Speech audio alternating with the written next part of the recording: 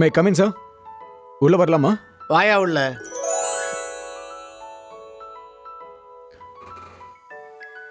Good morning sir. பிஏனா என்னன்னு தெரியுமா? என்ன சார் இது கூட தெரியாதா? பிஏனா பர்சனல் அசிஸ்டன்ட். இது எல்லாருக்கும் தெரிஞ்சது. என்னை பொறுத்த வரைக்கும் பிஏனா பறந்துகிட்டு வரவன் தான் பிஏ. சார் அப்படின்னா நடந்து வரக்கூடாதா? ஆனா அதுக்கு ரெக்க வேணுமே. என்ன ஜோக்கா? எள்ளுனா எண்ணெயா நிக்கணுயா? ஆமாம்மா, அப்படின்னா செக்கில் வச்சு தான் ஆட்டணும், அப்போ தான் எண்ணெய் வரும். என்னையா மனு நிற்கிற? ஒன்றும் இல்லை சார். யோ, இந்த அரோரா கம்பெனியை பரம்பரையா எப்படி கட்டி ஆள்றோன்னு உனக்கு தெரியுமா? இது அரோகரா ஆகாம இருக்கணும். ஆமா, இந்த அக்கௌண்ட்ஸ் டிபார்ட்மெண்ட்ல 2 பேர் வேலையை ரிசைன் பண்ணிட்டு போயிட்டாங்களாமே, ரொம்ப சாஃப்டானவங்களோ?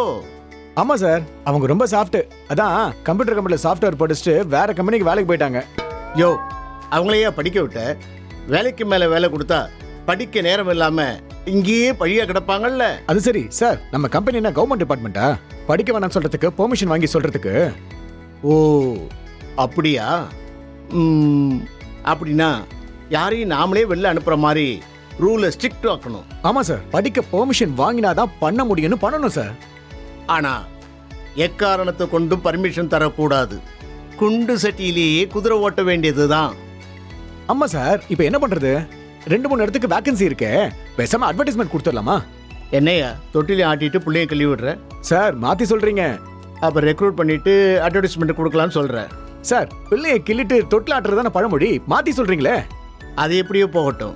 நீ பிஏ எனக்கா என் வீட்டு அம்மாக்களுக்கா? என்ன சார் பண்றது? உங்க 2 பொண்டாட்டிங்களும் நம்ம ஆபீஸ் விஷயத்தை கேட்டு துருவி தொந்தரவு பண்றாங்க. யோ, அவங்களுக்கு தான் வேற வேலை இல்லை. நீ போய் ஆபீஸ் சமாச்சாரத்தை ஏன் அவங்ககிட்ட சொல்ற? சார் அவங்க கிட்ட ஆபீஸ் விஷயத்தெல்லாம் மூக்க நடிக்க கூடாது, பிஏ தொந்தரவு பண்ணக்கூடாது, ஸ்ட்ரிக்டா சொல்லிடுங்க சார். அது வந்து ஏன் சார் இப்படி பயப்படுறீங்க? யோ, ஒரு பொண்டாட்டி இருக்கிற உனக்கே எவ்வளவு பயம் இருக்கும். 2, அதுவும் எதிர் துருவமான 2ஐயும் எனக்கு கட்டாய கல்யாணம் பண்ணி கொடுத்துட்டாரு எங்க அப்பா. என்னையா பண்றது? ஏன் சார் உங்க அப்பா 2 பொண்ணுங்களையும் கட்டாய கல்யாணம் பண்ணாரு, எதுக்கு சார்? யோ, எனக்கு 2 காட்ஃபாதர்ஸ். அப்ப நீங்க தெய்வ குழந்தைன்னு சொல்லுங்க.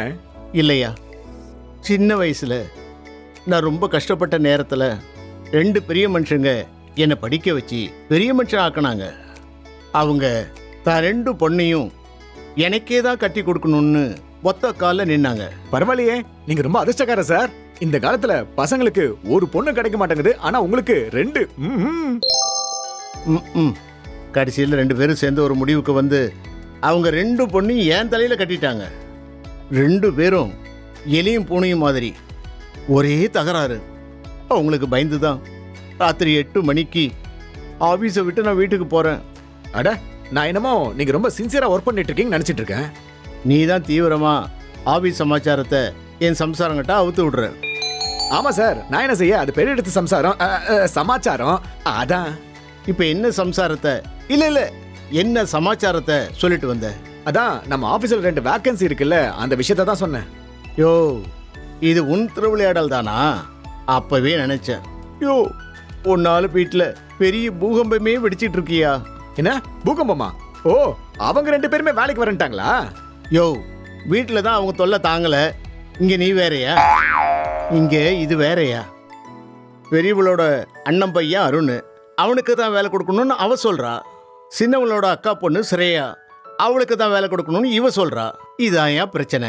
அதான் சரியா போச்சே, 2 வேகன்சி இருக்குல்ல, 2 பேர்கிட்ட 2 வேலையை கொடுத்துட்டு 2 சம்சாரத்தையும் குஷிப்படுத்த வேண்டியதானே? யோ, நீ நினைக்கிற மாதிரி அவ்வளோ ஈஸி இல்லை. 2 பேரும் அவங்களுடைய கேண்டிடேட்டுக்கு மட்டும்தான் வேலை கொடுக்கணும்னு நினைக்கிறாங்க. ரொம்ப சாடிஸ்ட். இப்படி செஞ்சா என்ன? அருணுக்கு நைட் ஷிஃப்ட், ஸ்ரேயாக்கு டே ஷிஃப்ட். இது நல்ல ஐடியாவா இருக்க. யோ, 2 பேரும் மீட் பண்ணாமல் பார்த்துக்கையா. ஒருவேளை 2 பேரும் மீட் பண்ணிட்டாங்கன்னு வச்சுக்க, என் 2 சம்சாரங்களும் என் மேலே மோதி பூகம்பமா? சுனாமியா? சுனாமி. சரி, அதை விடு. 2 அப்பாயின்மெண்ட் ஆர்டர் தனித்தனியாக டைப் பண்ணி கையெழுத்துக்கு அனுப்ப சொல்லு. சரிங்க சார், நாளைக்கு அருணை ஒரு சுமார் 10 மணிக்காவும் ஸ்ரேயா ஒரு 12 மணிக்கு ரிப்போர்ட் பண்ண சொல்லிடுறேன். மறக்காம ரிப்போர்ட் பண்ண உடனே அவங்கள திருப்பி அனுப்பிச்சிடணும். முக்கியமா டே அண்ட் நைட் ஷிஃப்ட் மறந்துடாத. அதெல்லாம் பார்த்துக்கலாம் சார். ம்